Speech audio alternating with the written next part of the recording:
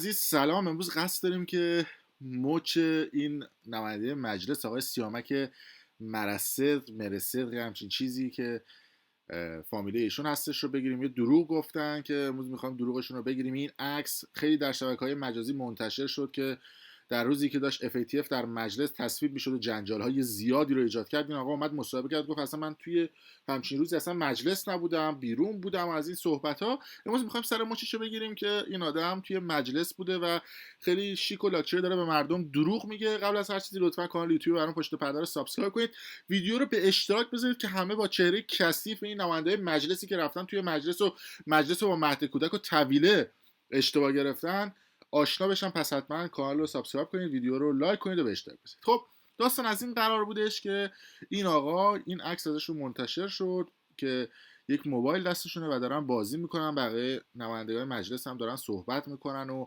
تبادل نظر میکنن. آقای مصری هم اینجا میبینید، نماینده مردم کرمانشاه در مجلس، و عکس اومد بیرون. گفتن خب این بازیه، اینه کیو.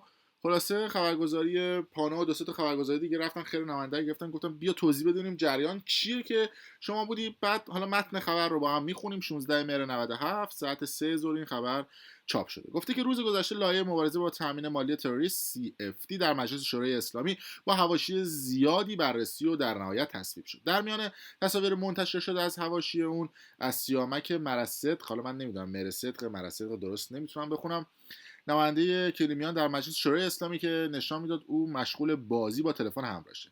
این نماینده در گفتگویی در این باره توضیحاتی میده که مشروع اون جالبه که توی این صحبتایی که میکنه مچش باز میشه، دروغاش در میاد. گفته که روز گذشته تصویر از شما در شبکه‌های اجتماعی منتشر شد که نشون میداد زمان رأیگیری لایحه مبارزه تامین مالی تروریست CFT مشغول بازی با موبایل بودید. من اصلا میگه که اصلا بنده زمان تصویر این لایحه در مجلس نبودم و با سفیر دانمارک ملاقات داشتم، کلا نبودم در مجلس. بعد گفته که یعنی شما در زمان رأیگیری شرکت نکردید. میگه خیر، بنده در دیدار با سفیر دانمارک بودم. بعد نوشته چرا زمان رأیگیری درباره این لایحه مهم در صحن نبودید؟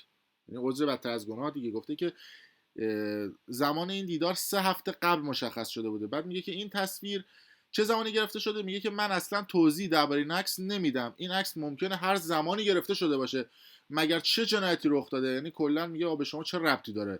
نماینده‌ای که ما بهش رأی دادیم رفته تو مجلس، میاد میگه که خب به شما ربط نداره. بعد میگه جنایتی رخ نداده. خبرنگار میگه اما شما نماینده مردم هستین و مردم از شما انتظار دارن زمانی که لوایح و طرح‌ها در مجلس بررسی میشه مشغول کار باشید، نه اینکه مشغول بازی. راستم میگه.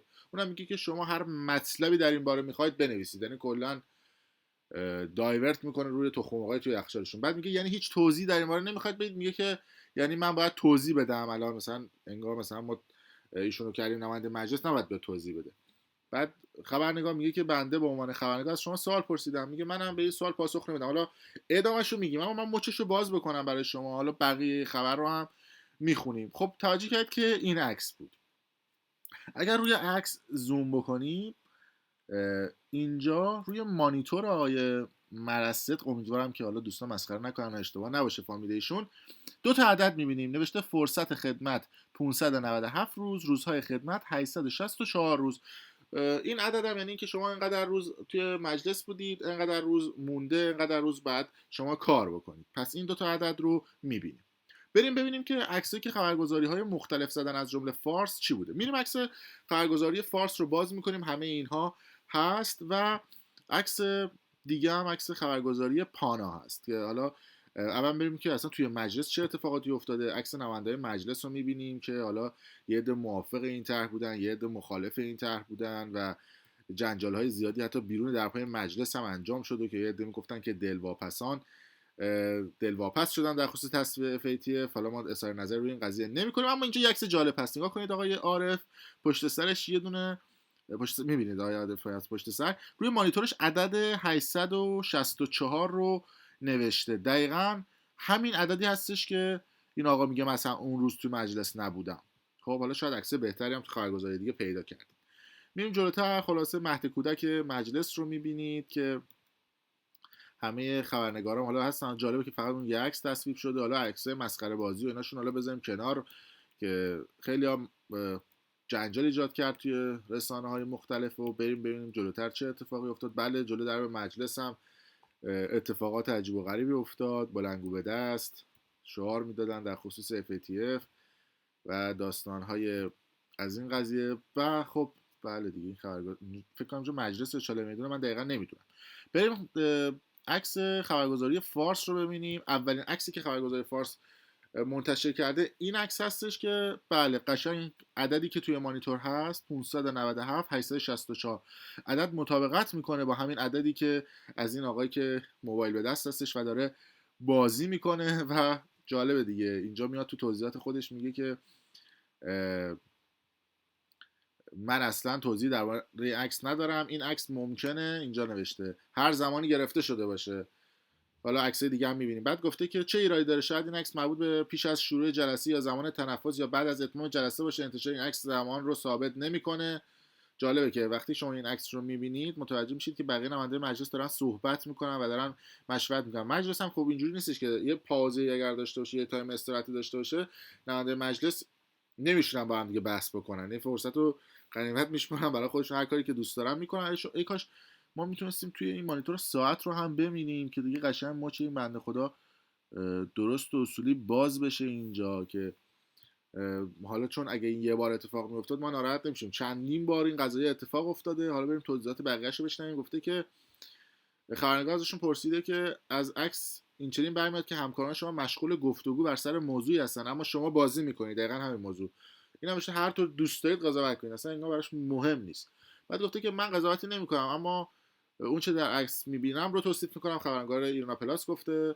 آقای نماینده مجلس هم گفته خیر، صحبت شما قضاوت، بنده عادت ندارم وارد مسائل حاشیه‌ای شم، طرح این مسائل هم حاشیه است و به موضوعات جاری مملکت کمک نمیکنه. بله دیگه وقتی شما توی مجلسید و دارید قانون تصویب میکنید و گیم میگیرید دستتون، بازی میگیرید دستتون، اصلا براتون مسائل مهم نیست، خب مشخصه دیگه میگید که اصلا این مسائل هم برام مهم نیست. بعد گفته که خبرنگار پرسیده که ما حاشیه برای شما درست نکنیم، انتشار این عکس با محتوای اون حاشیه ساز بوده. دقیقاً درست گفته. اونم گفته خوب کرده باشه، من به اون خوب کرده باشه این حاشیه رو، من به اون توجه نمیکنم، بهترین راه برخورد با این مسائل بی‌توجهی به اونه، برخورد شما اصلا سازنده نیست. حالا جالبه که یکی دو تا دیگه بچه‌ام زنگ زدن به این آقای نماینده مجلس که دایورت کرد، حالا فایل صوتیشو من اینجا در دسترس ندارم برای شما پخش بکنم، حالا بعدا شاید اگه شد پخش میکنم. اما ببینیم خبرگزاری فارس اصلا چه عکسای دیگه منتشر کرده و اصلا در موقع تصویب FATF در مجلس چه خبرایی بوده.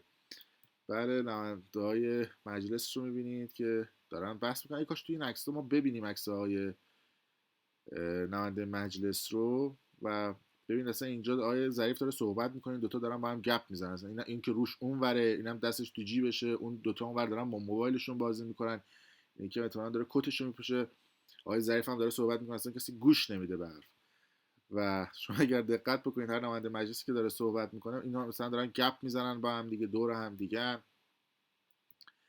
و احتمالاً همونجا یه شخص دیگه داره رو صحنه علنی مجلس صحبت میکنه. این دوتا اصلا وقتی برید توی مجلس و جو مجلس خودتون ببینید، 10 لایه امنیتی هم فکر کنم داشته باشه مجلس، اگر اشتباه نکنم 7 لایه 10 لایه امنیتی داره تا بتونید به صحنه علنی مجلس برسید. جالبه دیگه، اصلا این یه نماینده داره صحبت میکنه، به یقه آخوندیاشون هم میبینیم و اون داره داد میزنه اون بالا، این دوتا دارن دیگه با هم دیگه صحبت میکنن، اصلا هیچکی گوش نمیده. بعد میرن طرح تصویب میکنن. نماینده مجلس هم گفته بودن دیگه، گفتن که ما خیلی از این طرحی هم که تصویب میکنیم مثلا نمیخونیم، مثلا فرصت خوندن نداریم. معمولا وزیری میاد میشینن لابی میزنن، رانت میکنن با هم دیگه. بنده خدا هم خدا رو دعا میکنه، اصلا جا قطعیه دیگه، وقت کار دعا کردن دیگه خودش داستانی داره. بریم ببینیم بقیه عکس‌ها. عکس بعدی این بود. حالا من نمیدونم پلاکارت چی بوده دستشون، اینجا نمیدونم مجلسی یا کوچه خیابونه، به جای اینکه همه چیز رو طبق قانون ببرن جلو سعی میکنن که با داد و بیداد ببرن جلو دیگه. مجلسی که بعد قانون گذار باشه، همه چیز رو بر پایه قانون بخواد تصویب بکنه، اگر این اساس در بیاد خودش دیگه جالبه دیگه. حالا بریم جلوتر. نه به شفافیت برای دشمن، به کنوانسیون استعماری رأی نمیدیم.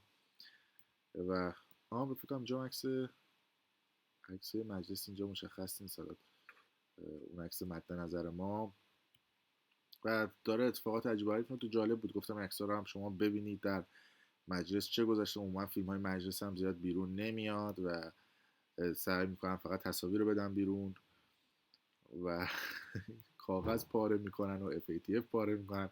من نمیدونم این چه مجلسیه که اینا دارن اداره میکنن. مرسی در صورت تا این لحظه با ما بودید. دیدیم که این آقای نماینده مجلس هم خیلی راحت و شیک دروغ میگه به مردم. در صورت مرسی. کانال یوتیوب برام پشت بر سابسکرایب کنید، ویدیو هم لایک کنید و برای دوستان خودتونم بفرستید.